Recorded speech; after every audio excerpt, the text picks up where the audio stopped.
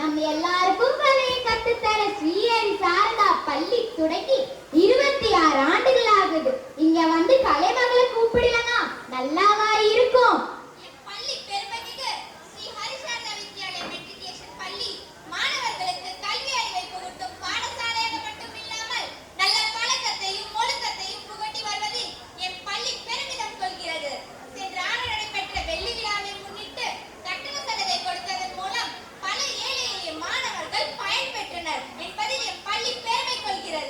அடுத்து வில்லு பாட்ட பாடலாமா?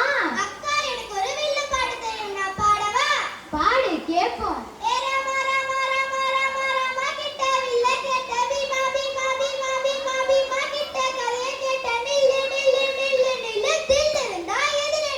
போது நிறுத்துமா. வில்லு பாட்டு பாட சொன்னா சினிமா பாட்ட பாடுற நீ. அடுத்து ஆரம்பிக்கலாமா? அக்கா, எனக்கு பசிக்குது, நான் போய் சாப்பிட்டு வரவா? எப்ப பார்த்தாலும் சாப்பாடு சாப்பாடு. இப்ப நம்ம நாட்டுல சாப்பாடு தான் பிரச்சனையா இருக்கு. சாப்பிடுறது என்னக்கா பிரச்சனை? மழை இல்ல, விவசாயம் இல்ல, விவசாயிகளுக்கு வேலை இல்ல, அப்புறம் எப்படி நமக்கு சாப்பாடு கிடைக்கும்? மழை வரலனா நாம என்னக்கா பண்ண முடியும்? நம்ம என்ன பண்ண முடியுமா? நம்ம செய்யற சில காரியத்தாலதான் மழையே இல்ல. உனக்கு சொல்லி புரிய வைக்க முடியாது, பாடி காட்டுறோம், கேளு. ஆத்தோரத்திலே அலமரம் வெலமரம் ரொட்டோரத்திலே வேப்பமரம் புளியமரம் ரொம்ப இருக்கு. நல்லா மழை பெய்ய இந்த மரம் தான் காரணம். மரத்தை வெட்டி வெட்டி சாய்கிறோமே. வாகனத்தின் குட்டையால் சுற்றுச்சூழல் கெட்டதே. வானமழை பெய்வதே சிக்கலாச்சே. மரங்களை வெட்டுவதை இப்பொழுதே விட்டு விடுவோம். ஆத்தோரத்திலே அலமரம் வெலமரம் ரொட்டோரத்திலே வேப்பமரம் புளியமரம் ரொம்ப இருக்கு.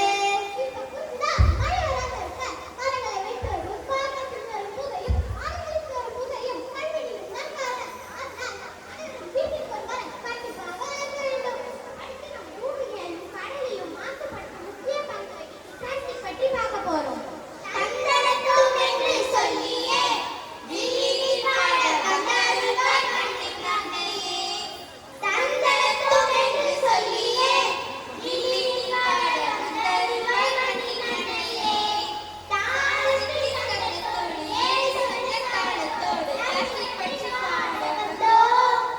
அதை நீங்கள் காதில் வாங்கி போக்கிட கண்டோம். ஆனவர் கண்டோடு அக்கப்பொருள் ஆசையோடு கண்மடங்கு பிளாஸ்டிக் அடைத்தோம். அதை நாங்கள் கண்டபடி கடலில் விட்டோம் விட்டோம் விட்டோம். கடலுக்குள்ள எல்லாம் உச்சிரும் மாச்சிக்கிச்சு முழுங்கிடா. குப்பை கல்லமா சக்கனக்கா, மீனிங்கெல்லாம் ஜன்னிடக்கா ஜன்னிடக்கா. என்னக்கா சொல்றீங்க? கடலுக்குள்ள எல்லாம் உச்சிரும் மாச்சிக்கிச்சு முழுங்கிடா. குப்பை கல்லமா ஜன்னிடக்கா, மீனிங்கெல்லாம் என்னக்கா நடக்குதுக்கா? தள்ளும் திமிங்கலமே வயிறு முழுக்க பிளாஸ்டிக் கவரே.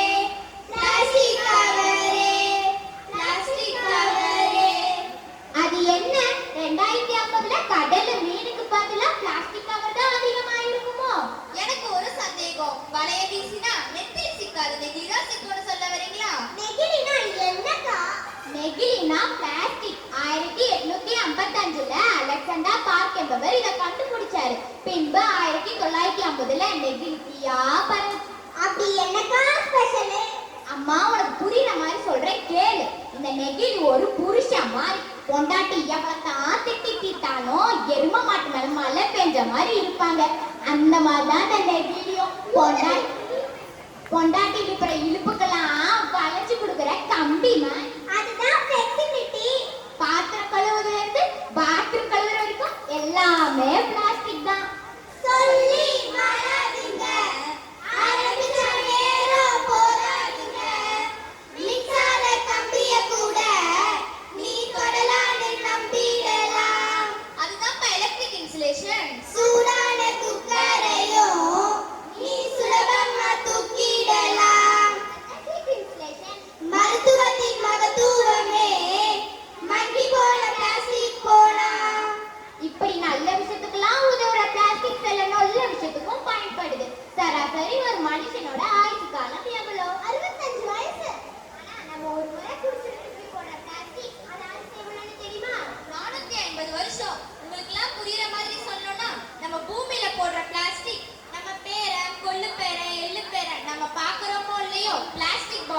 16 சங்கதிகளை பார்த்துட்டு தான் போகும். நம்ம மல்லிகை கடை இருக்குல்லக்கா, மல்லிகை கடை அங்க ஒரு ஸ்டைலா ஒரு வண்டி எடுத்துட்டு போறாங்களே, அது என்ன வண்டி?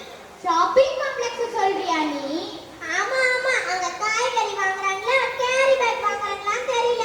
அந்த காலத்துல பால் வாங்க சொப்போம், காய்கறி வாங்க கூடையும் எடுத்துட்டு போனோம். பானை குளிர்ந்த நீரை குடிச்ச காலம் போய் ஃப்ரிட்ஜ் வந்துடுச்சு. ரசாயன காலத்துல தேன் தண்ணீருக்கும் மாறிட்டாங்க.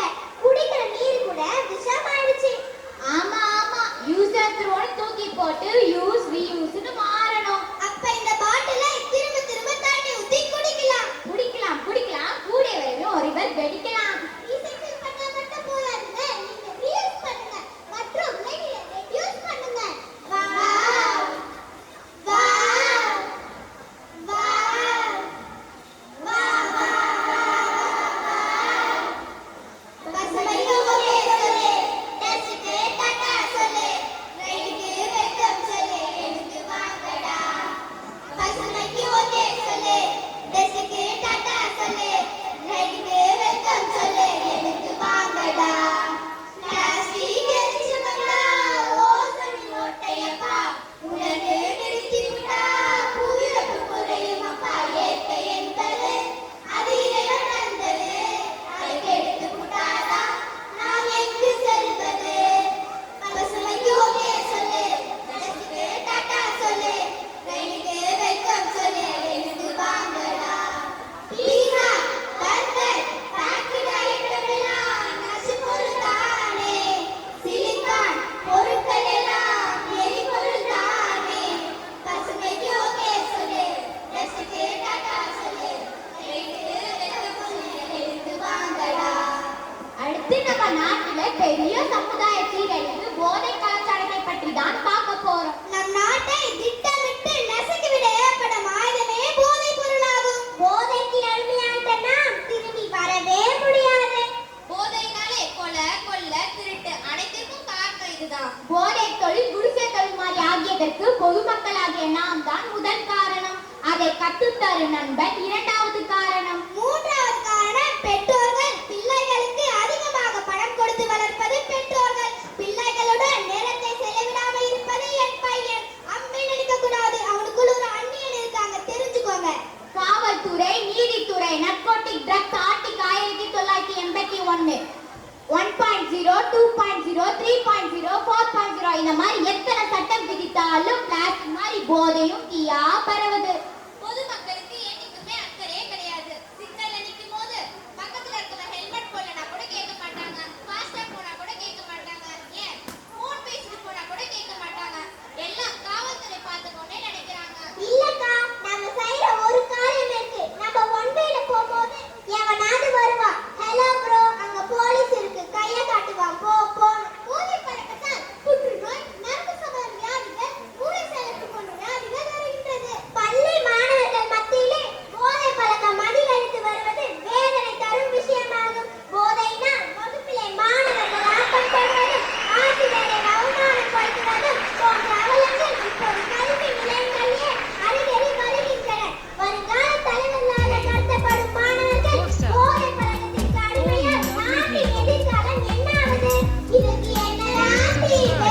Follow me on all social media. வெட்டுவதையும் போதை Your பழக்கமும் support is very much நாம் appreciated. தமிழர்கள் கடைகளை தகர்த்தவங்க ஜல்லிக்கட்டு மாதிரி நாளைக்கு நம்ம பிள்ளைங்க என்ன ஆகுதுன்னா, நாம மாறணும், இவங்க மாறணும், நீங்க மாறணும். நன்றி. வெயிட் பண்ணுங்க